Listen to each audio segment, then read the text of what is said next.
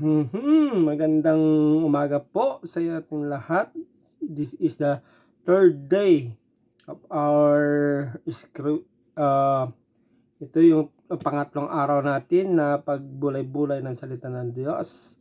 So sa ating araw na ito, ang ating pagbulay-bulayan ay ang sa Matthew chapter 11 verse 28. Basahin ko lamang po sa NIV version. NIV po yung aking gamit. So dito ko babasahin. Ang sabi niya po doon ay, "Come to me, all you who are weary and burdened, and I will give you rest."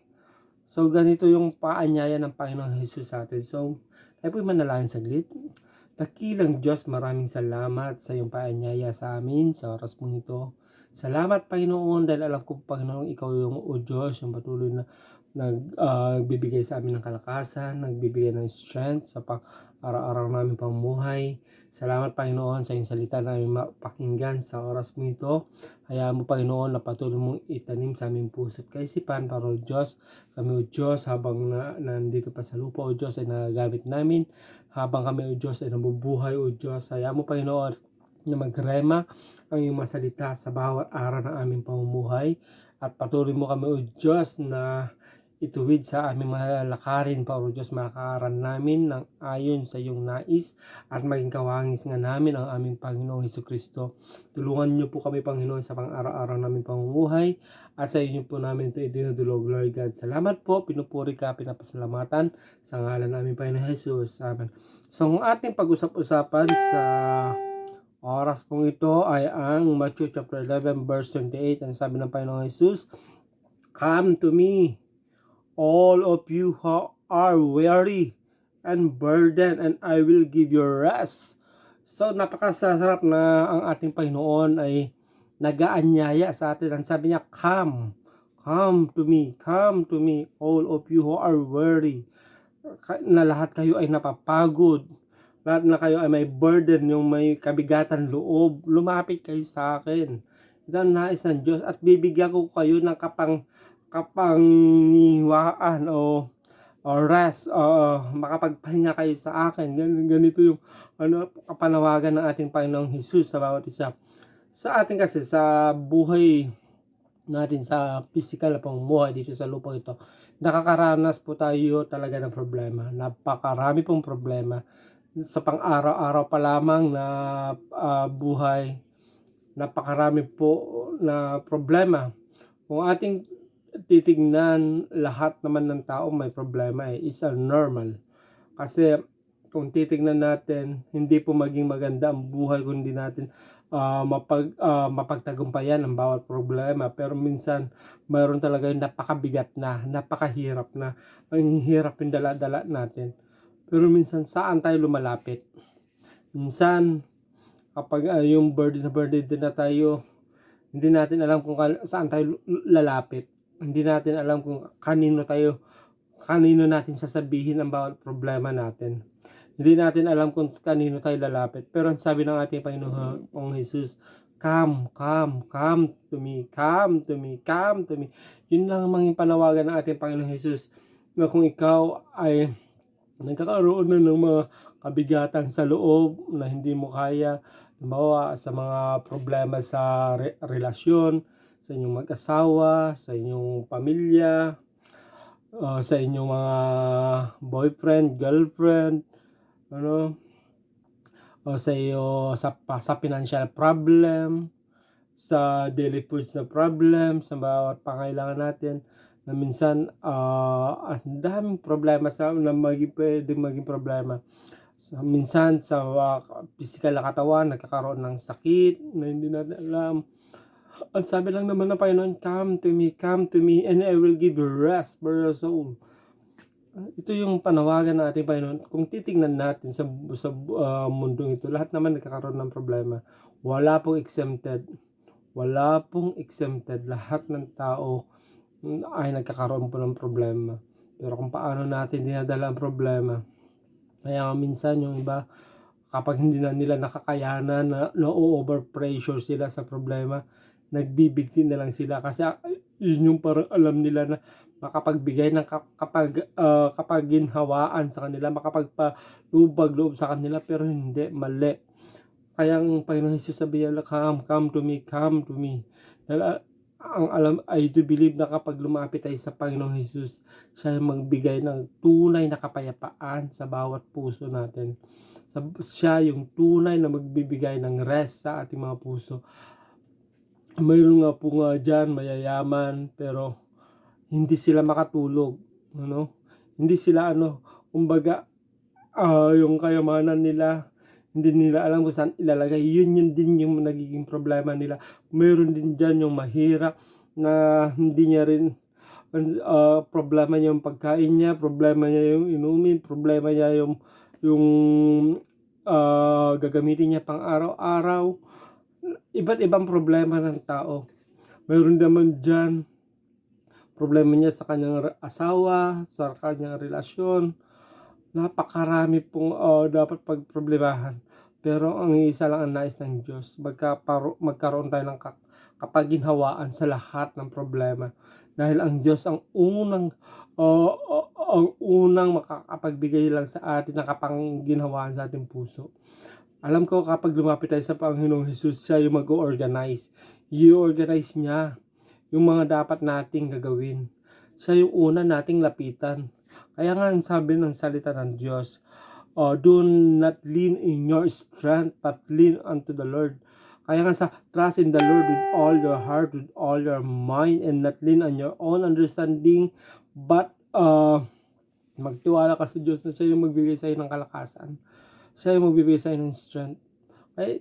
Kaya nga, dito natin pa rin na ang nais ng Diyos, lumapit tayo sa Kanya. Yung dikit na wala na yung banda-banda, hindi na siya makapaghiwalay. Ito yung nais ng Diyos. Kung feeling mo na bigat ka na, ikaw yung tinatawag ng Diyos. Kung feeling mo na dami mong problema, binagsakan ka ng langit at lupa, ng kasangkat ng erbak na problema, ikaw ay tinatawag ng Diyos. Kung sa tingin mo ay mild lang yung problema, ikaw pa rin ay tinatawag ng Diyos.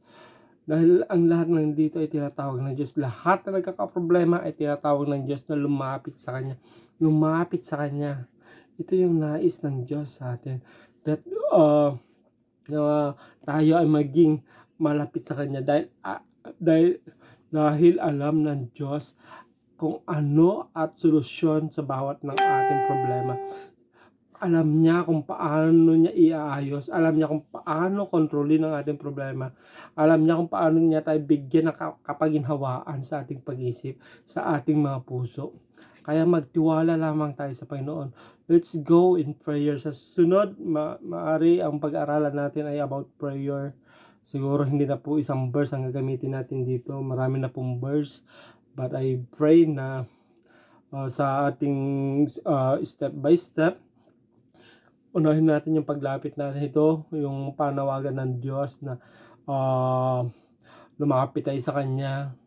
So sunod, by tomorrow or maybe may fix natin about prayer, na ito yung naman natin na para patuloy tayong makalapit sa Diyos, para patuloy tayong ilapit natin yung sarili natin sa Diyos. Dahil ang panawagan naman ng Diyos nandiyan na sa kaya sabi niya, narito ako, kumakatok sa iyong pintuan ng iyong puso, na kung sino man po yung magbukas ng kanyang puso, ang Panginoong Hesus ay papasok at pakipanahan sa kanya. Ganun ang Panginoong Hesus, siya ay kumakatok. Kasi alam niya kung paano tayo lumalakad araw-araw. Nakikita niya tayo, alam niya yung dala-dala natin araw-araw. So alam niya.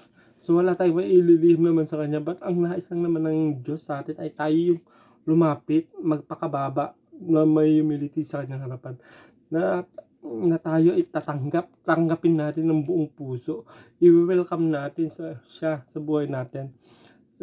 Magamat ano na yung paanyaya sa atin, andun pa rin na tayo yung lalapit sa Kanya. Amen. Kaya napakasarap na manahan sa presensya ng Diyos. Kung kilala mo na ang Diyos sa buhay mo, mas lalo pang deeper and deeper and deeper and deeper, all things will be possible. Lahat ng bagay.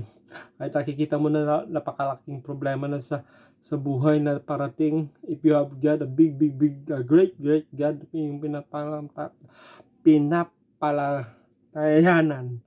Alam ko ang Diyos ang gagawa ng kaparaanan dahil sabi niya naman sa kanyang salita, I will never leave you nor forsake you. Siya yung kasama mo.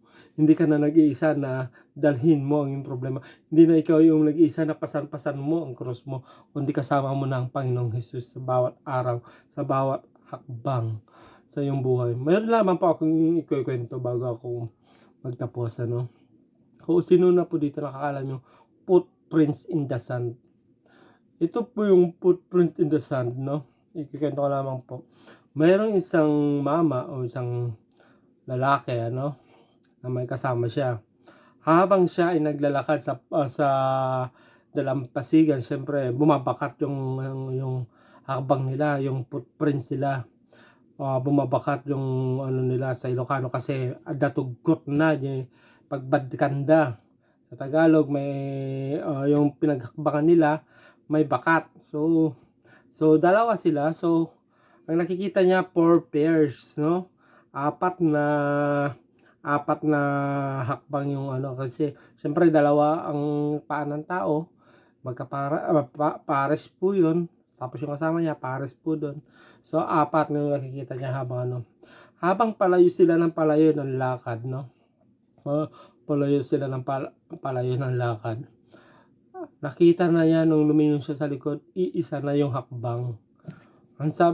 Nagtanong tuloy itong mama. Sabi niya, Lord, sabi niya ganun, kung kailan kailangan kita, doon mo pa ako iniwan.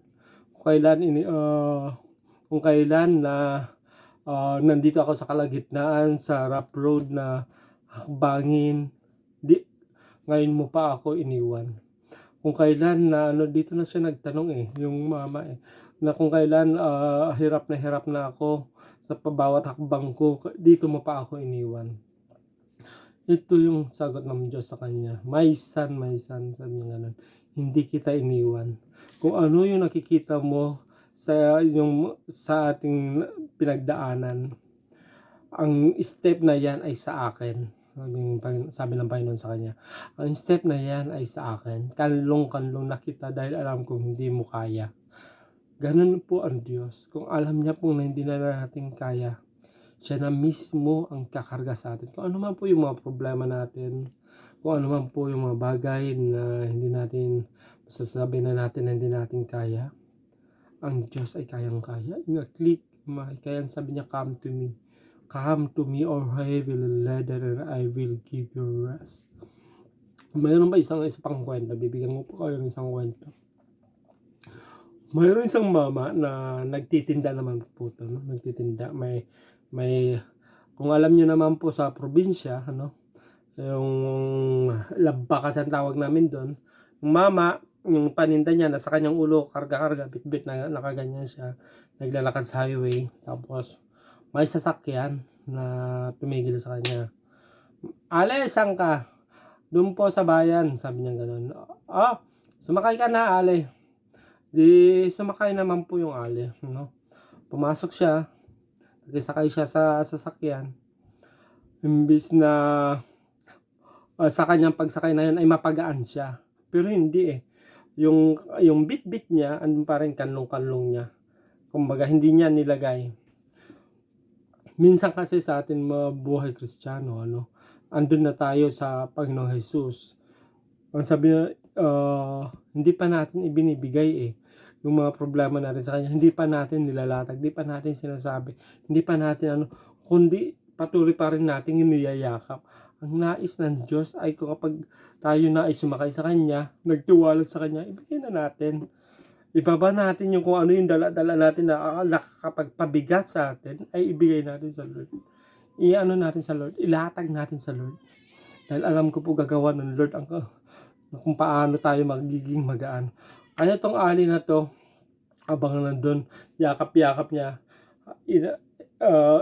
nagaganon pa siya kasi yung sasakyan na medyo siguro road, imbis na mapagaan yung kanyang kasi hindi na niya karga sa ulo, pero nung umupo siya nilagay naman niya sa lap niya imbes na hindi pa niya binibigay, hindi niya pa nilapag doon sa sasakyan, doon sa lapag ng sasakyan para na mas magaan pa sana yung niya. Ito yung nais ng Diyos sa atin. Nais kong ipaano sa inyo na ipaintindi na ang Lord ay handang sumagot sa ating bawat problema. Ang Lord ay kaya niyang pag-anin ang lahat ng mabibigat. Walang imposible sa Diyos. Walang imposible. Trust in the Lord with all your heart, with all your mind, with all your soul, and all things will be okay. All things will be okay. Magtiwala ka. Kung nakikita mo na puro madilim ang bawat lakarin mo, kung nakikita mo na ang dilim-dilim na, tumingin ka lamang sa Panginoong Jesus, the author and perfecter of our faith. Walang gabi na hindi lilipas. Walang gabi na hindi lilipas. Darating at darating ang araw at sisibol ang araw. Sisibol at sisibol ang araw. Kaya kung naghahanap tayo ng kapaginawaan at ang dami nating problema, kung tayo napaka-busy sa anumang bagay, tumingin tayo lagi sa Panginoong Jesus. Tumingin tayo lagi sa Kanya. Siya ay magbibigay sa atin ng kalakasan. Kaya tayo po ay manalangin. Dakilang Diyos, maraming salamat sa umaga pong ito, Diyos, sa mampung dako, sa lahat ng aking ka-vlogger, sa lahat na makapanood sa YouTube na ito, Diyos. Patuloy ko, Diyos, na panalangin. Patuloy mo, Diyos, na patatagin ang kanilang pisikal na pangatawan, ibig ang kanilang spiritual na pangatawan, O Diyos. Panalangin ko, Diyos, na patuloy mo kaming patatagin sa bawat hagok o problemang darating sa buhay. Alam ko po, Panginoon, Ikaw yung aming kalakasan, O Diyos. Kung O Diyos, nakikita mo, O Diyos, na hindi na namin kaya ang bawat problema, Lord, Ikaw nga po, O Diyos, yung magbuhat sa amin. Sa iyong mga kamay, O Diyos, amin po, O Diyos, iniaalay ang aming buhay. Patuloy ka nga, O Diyos, pumasok sa aming buhay. Patuloy ka, O Diyos, na iparamdam mo ang pagmamahal mo sa amin. Kaya mo, Panginoon, ng bawat problema namin, O Diyos, ay malampasan namin sa pamagitan mo, O Diyos.